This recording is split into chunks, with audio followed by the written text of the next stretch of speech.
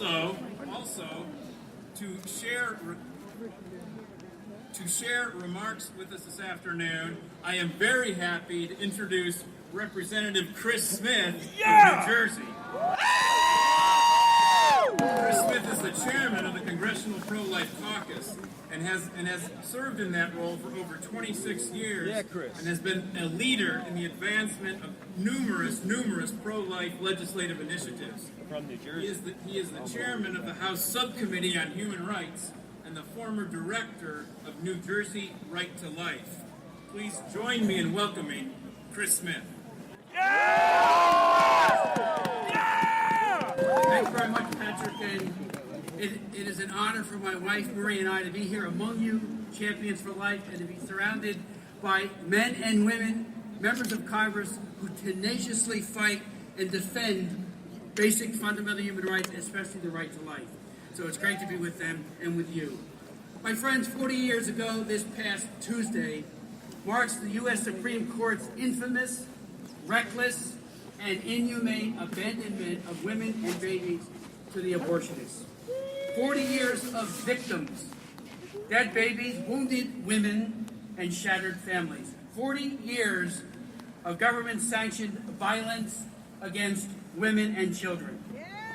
Since 1973, more than 55 million children have been killed by abortion, a staggering loss of children's precious lives, a death toll that equates with the entire population of England.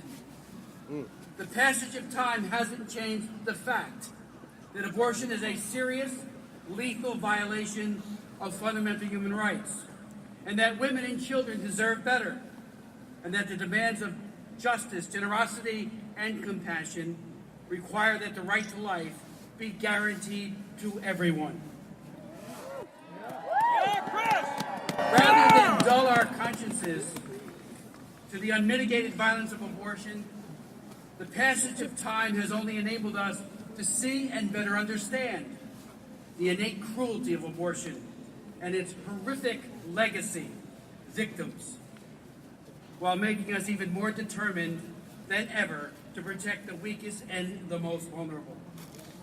In his inaugural speech on Monday, President Obama said, and I quote, "Together we can resolve that a great nation must care for the vulnerable, that all are created equal, and that our journey is not complete until all of our children are cared for and cherished and always safe from harm."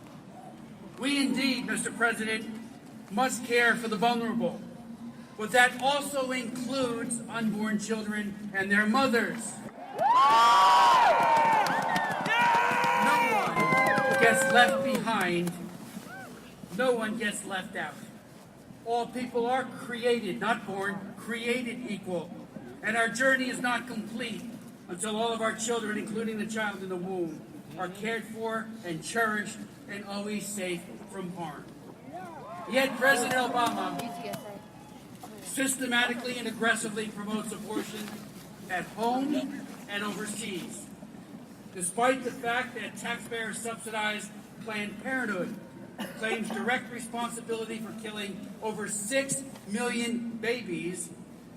Planned Parenthood remains President Obama's favorite organization. How tragic. Someday, future generations of Americans will look back at America and wonder how and why such a seemingly enlightened society could have failed to protect the innocent and inconvenient. They will wonder how and why a Nobel Peace Prize winning president who spoke eloquently about caring, cherishing, and safeguarding all of our children could have simultaneously been the abortion president. Know this, Mr. President, we will never quit. In adversity, our faith and trust in God is tested, but it is also deepened and overcomes and forges an indomitable yet humble spirit. Know this, the pro-life movement is comprised of noble, caring, smart, and selfless people, an extraordinarily powerful, nonviolent, faith-filled human rights struggle that is growing in public support, intensity, commitment, and hope. And know this, Mr. President, the pro-life movement is not only on the side of compassion, justice, and inclusion, we are on the right side of responsible science and of history. God bless you, everyone.